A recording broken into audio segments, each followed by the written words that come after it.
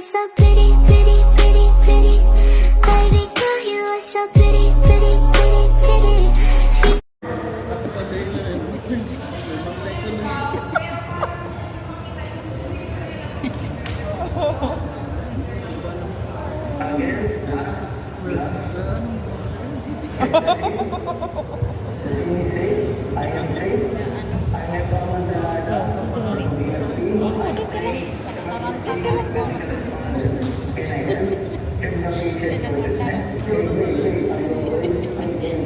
Ayan, tuloy-tuloy na sa child.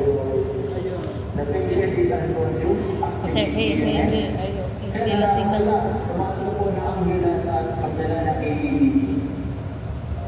So yan po, yung may iitin po kasi yan.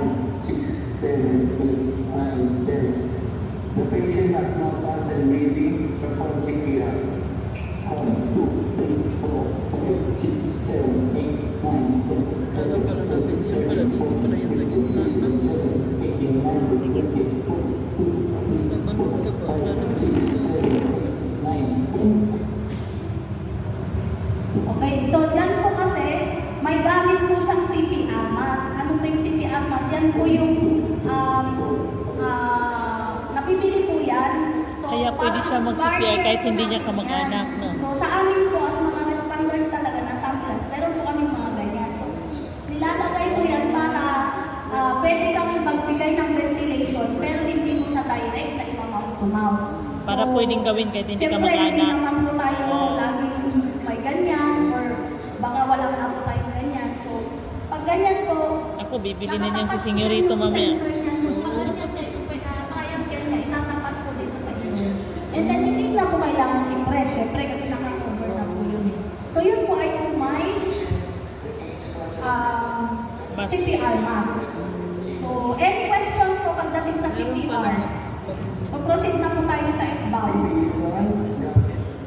Okay, so mukhang inaantok na. Okay, so proceed na po tayo sa F-bound. So, ano po yung F-bound? Foreign nabulunan, nabulunan. Obstruction management or Nabulunan ka, teacher. yung mga nabulunan. Okay? Nabulunan sa probinsya, kaya ginagat ko pa dito. Ano ba sa probinsya, di ba? Pwede, okay. So, yung mga bata po kasi common po, kasi yung mga bata, mahilig po sila magsubo-subo ng mga Maliliit na kung items. ano-ano. Diba? Parang si Sir, mahilig din ikaw Sir, mahilig ka din magsubo ba ng ano-ano? Pagkain na Sir. Okay, so ayan. Ayaw niya sumagot. Ikaw ba naman magsubo ng kahit ano? So, ano po yung mga pwedeng mga obstruct sa ating airways? Okay? Ano po yung pwede pong external, pwede pong internal, pwede po yung dila mismo natin. Okay? Dila. Pwede rin po yung mga dentures. Relaxation of throat muscles. Yung mga blood, yung mga secretion na nasa ano natin, bunganga natin, yan, dentures, okay? Yung mga bata, yung mga sinusubo nilang mga pieces of mga toys nila, barya, okay? So, candies, mga foods, yes, okay? So, ayun po, yun po yung mga possible na makapagbara sa airway natin, okay? Kasi po, binabarahan niya yung daluyan, ayan. Daluyan ng hangin na barahan. So kapag matagal po yan, na nakabara, yung obstruction, eventually magkakaroon po yan ng respiratory distress. Kasi hindi ka na po makahinga eh. Nabarahan na. So ano po yung gagawin natin? So pwede po ba may mag-proceed dito na dalawang bone tier? Okay, isang ano na lang daw po, babae. Okay.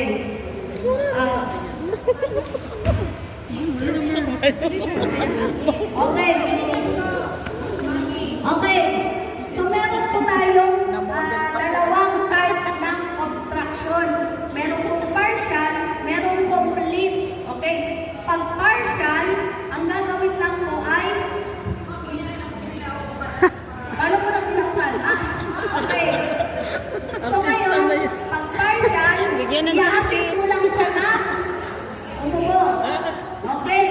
assist mo lang siyang umubo. Ah, Okay. Ngayon, Tuluyan na yan. mas lalo. okay. Okay, yun ay kung partial. Anyway, paano po pala natin malalaman? Paano po natin malalaman pag partial or complete ang construction? Okay? Tatanungin niyo po siya, Ma'am, nabubulunan ka ba? Nakakatawa, di ba? Pero totoo po. Totoo po yun. Bakit? Bakit kailangan natin siyang tanungin? Kailangan Masagot kasi nabulunan na. okay, bakit? Kasi po, yun po yung magde-determine kung complete or partial. Kasi po, pag partial yan, makakapagsalita pa siya. Makakaubos pa siya. May lalabas pang sound. Ibig sabihin, partial lang yun. Hindi naman, partial lang. So, yun po yung pag-determine natin. So, pag nagsalita, Ma'am, nabubulunan ka ba? Pag sinabi niya, oo. Ibig sabihin, partial lang yun kasi may sound ba? Okay? So, yan. Assist mo lang siyang iubo. Smartphone, phone. Iubo lang, expect lang. Ngayon, paano naman ang complete? Paano mo malalaman? Di ba tinanong mo, Ma'am, nabubulunan ka ba? Hindi na siya nakasagot. O kaya nag-attempt siyang sumagot, pero walang babas na sound. Tapos nakikita mo na din, in distress na din siya, nagpa-violent na siya, irritable na siya. Okay?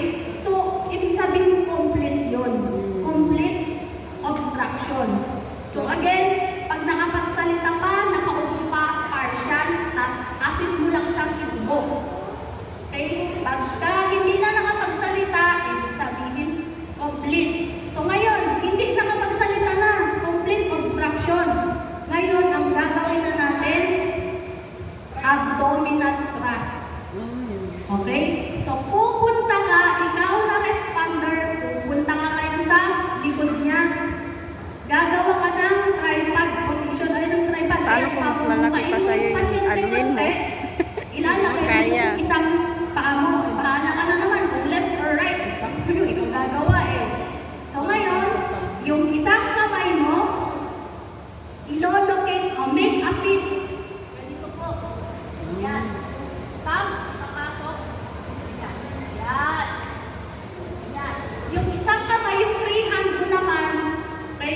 So anong gagamitin? Bahala na kayo. Ito or ito. So for example, ito yung ginamit ko. Itong free hand mo, Nabilbil na yan yung eh. kanyang pusod. Walang pusod, bilbil. Okay? Hanapin mo pusod. Oh. Mga sera, be careful. Walang pusod yan, bilbil na. Ano, hindi puso. Okay? Okay? Bilbil. Mga sera, pusod po ang hahanapin natin, hindi pusod. Okay? Pusod. Okay? Pusod. Yan, pusod. And then, yung inyong kamay, ilalagay nilang just above doon sa pusod. And then, yung itong kamay, ito yung pang-assist ninyo. Ngayon, J movement. Huwag na naman yung ganun sa iba. Like in, up, G, in, up. Ganyan po yan. In, Dito sa up, puso. in, up. Sorry, hindi lang namin magawa na forcefully talaga. Kasi pinapagay na ganyan. Pasok, taas, pasok. Baka kanyang, ano dito sa mga- Sige, sige lang po. Okay na po yan sa kanya. Okay, sa loob. Okay lang po sa Kasi, imagine nyo po yung, parang po kasi kayong sinigmuraan po Ito kayo. na lang kasi laging Diba? nasisigura. Ganun po yun eh. Kasi pag sinigmuraan kayo, sinisiguraan. Saan lagi yan sinisiguraan? So, ganun po yun kasi nga po, para ma-expel out nyo yung Kaya dapat yan sa kanya, ipipindutin ng tubo. ganyan. Kaya mo yung taas na. Sige. Yan. Kailangan may pwersa po. Eh, paano pag na-outbalance? Mga medyo, ano na, mga mahilig maminginaw, ganyan. So, kailangan po, ano, so, pwede po yan, di ba? Diba?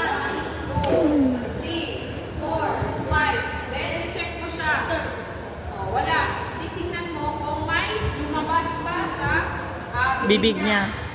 Okay? Kasi, Ito pala, tapos yung taas. 1, 2, 3, 4, 5. Biglang mo. Doon na. Tumalsik. Lumabas na yun. Nasubo niya. Oh. okay. Oo.